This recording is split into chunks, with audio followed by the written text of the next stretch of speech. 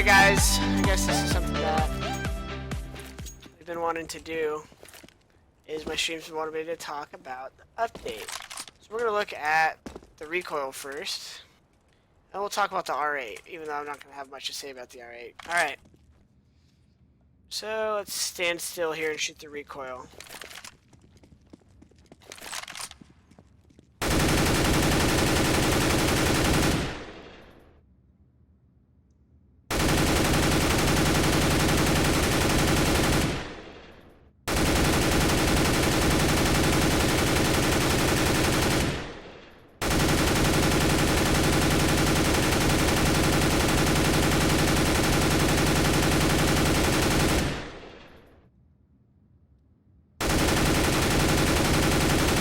Still got the same initial pattern as it's always had.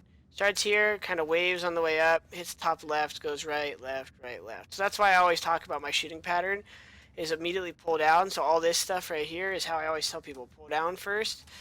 If you're at the level that you want to be at, and hold it there. And then when it gets to this point, that's where you kind of just hope you've killed the guy by that point and kind of move with it. A lot of times you'll see pros go left first when they control their crosshair. Let's take another look at this for a second. Stop. So it's pretty much, people are saying that the pattern changes in between each time. In general, that pattern is doing essentially the same thing each time. It's going up, left, right, left, right. So I have to play with it more to feel like if I'm really missing a lot. That's the A4 though. I think it's fine so far. Actually, I think I'm going to switch to A4 again for now. I love the silencer though, like on some maps. Like this map's not so bad. They just like, some of these kills are just so fast, especially on LAN once you're playing with like 5 ms and no lag. It feels so smooth. People think I'm pulling down. No, I'm not pulling down. I'm watching the spray. I'm not touching my mouse at all. That's the whole point. Obviously, if I pull down, then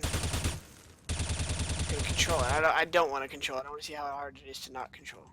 Or well, I want to see the pattern while you don't control it. Same thing as the A4, just a slower rate of fire. It's the same exact thing as A4. Kind of wiggles a little.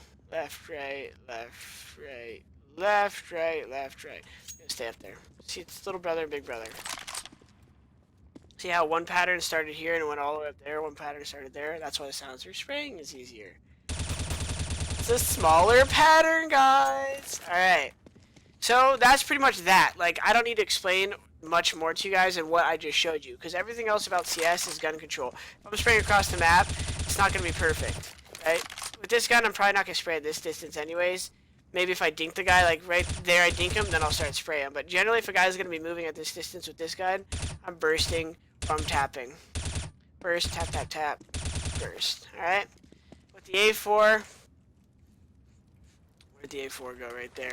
A4 I could spray at this distance. I feel like I love spraying with this gun.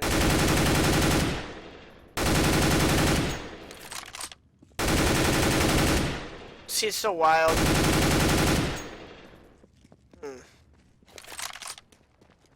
Now, looking at these red things obviously is not 100% accurate because they look bigger than a bullet hole is, and the way it pierces registration versus distance might skew how it looks a little.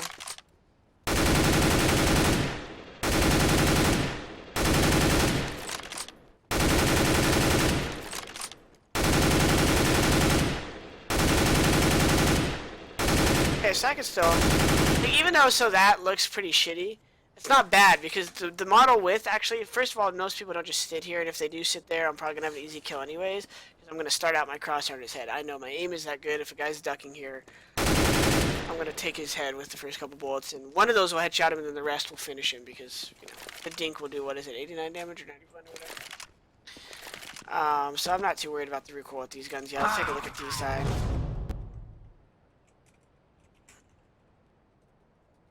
We will make them regret this day.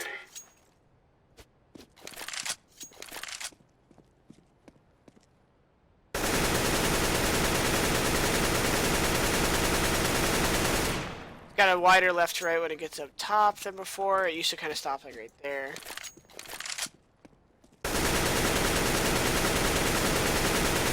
Okay, that time did it at first. So you see how the first batch stopped right there, the first point, and then it went there. That's why a lot of times when people first spray in pro level, you don't ever get to that point unless it's really bad. So generally, you're pulling down, it goes a little left, so you still stay down, and then you come right because it goes back over there bigger. So like a lot of pros right here, your spray pattern is going to essentially look like this. 1, 2, 3, 4. That's going to be the mouse hand of a pro, but in a much smaller form. So instead of me actually dragging like this while I'm shooting, it's going to be more like I'm here and I go like this. See, so I still follow that same pattern as you're doing the opposite. This is going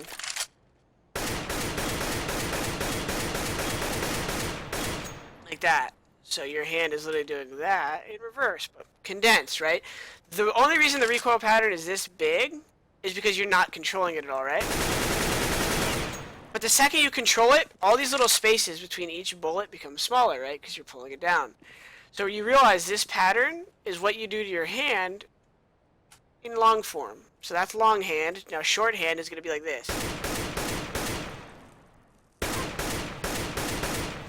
Probably like that. That'll be your mouse movement right there. I drew there, came left. Alright? It's just a nose. With nose spread, you still get the same pattern as before. So, you guys can figure this out. I'm not going to rant about the update too much. If I notice it's terrible on land, then normally pros will notice it and will say, hey, look, the tapping's off or this is off. Haven't had enough playtime yet to tell you if I really have a problem with it yet. Seems fine. Now, the last piece of the update that is relevant right now. Well, like another part of the update, which I can't really talk about here, is audio. I still don't know if audio is better when you're spectating someone versus when you're actually playing. So that kind of bothers me if that's the case, because you obviously don't want your teammates having to ghost comm for you when you're alive and then backseat calling for you. So, and the final piece of the puzzle. What are we playing? Overwatch right now? Jesus Christ. Look at that recoil pattern. Alright, so what you're going to want to do to control this recoil, you're going to really want to focus in on fucking holding mouse 1. Jesus. The problem I have with a gun like this, guys, is the damage, the shot. Like, I just don't see a point for it. If you're going to weaken it, it's a deagle. If you're going to strengthen it, it's stupid. If it's going to shoot faster, it's a deagle.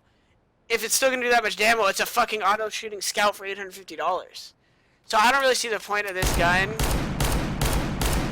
It's kind of cool. It's a revolver. Maybe you could make a T and CT one, so they do the same thing essentially. But maybe I don't know. At the same time, I am a Counter-Strike player. I am pretty resistant to change. I came from 1.6. It took me a while to let go. It's just one of those things where it'd be like adding another submachine gun that's the same as fucking MP9 or something. It's just like, why? And then all of a sudden making insane damage. It's like, alright, everyone's gonna obviously use that. I guess the dynamic of being able to shoot slow penalizes you, and you have to be like, you have to play more sedentary spots, so they're assuming, hey, maybe it'll make the moving shooting aspect a little less more tame because people want to use the R8. But this gun just seems dumb. Like, I wouldn't even want to use this in competitive play unless maybe I was ecoing and I was playing a spot like this and you could... Like, right here, I guess it's pretty sick because if they smoke you off, you just kind of have your head turn. If they jump through, you can just be like, right? Those are free kills pretty much. This is a sick gun. I think if anything, they should probably, if they really are going to keep it for now, they should probably try putting it maybe at like 1250. Alright, let's talk about the round timer for a second. So the main issue here, guys, is smoke timings. One of the most popular ways to play defense or CT side on any map is to control a spot with smokes. Right here, you smoke A main at the beginning of the round, right? A lot of teams go and they throw a smoke, it lands right in the center of A main. At B, or mid warehouse, people smoke right there. People smoke there. Now, with the extra 10 seconds of time, the terrorists can literally wait for them to not smoke. And what that does now is if a CT team decides not to smoke early because they want to play into the new meta shifts, like, alright, well, we're going to be stubborn and we're going to delay our smoke timings even though the round time's longer. Well, if they don't smoke bottom mid right away, what you're going to start to see happen is you're going to see terrorist teams do fast mid controls because, Okay, well, if they're not going to smoke this, your team's going to pop flash over. You're going to come out and take this peek, and 3 people are going to get fast boosted mid, and they're going to be running out like maniacs. Stuff like that, where they just abuse the fact that you're not throwing a smoke, really. The most you could do as a CT, though, safely, is delay it a couple seconds, see if they made a reaction. If they do, then you don't waste your smoke. But either way, you got to throw a smoke, and I still don't think, maybe that saves you 5 seconds, but that extra 5 seconds now actually adds a lot to the round, and that's what I'm trying to explain. A lot of people thought it's not going to be that big of a deal, but it does. Now, that's just for CTs and defense. Now, the bomb timer in itself, the bomb timer in itself is an issue too, because like one, obviously, after plants, I don't know, like Beyond Dust too, like 40 seconds.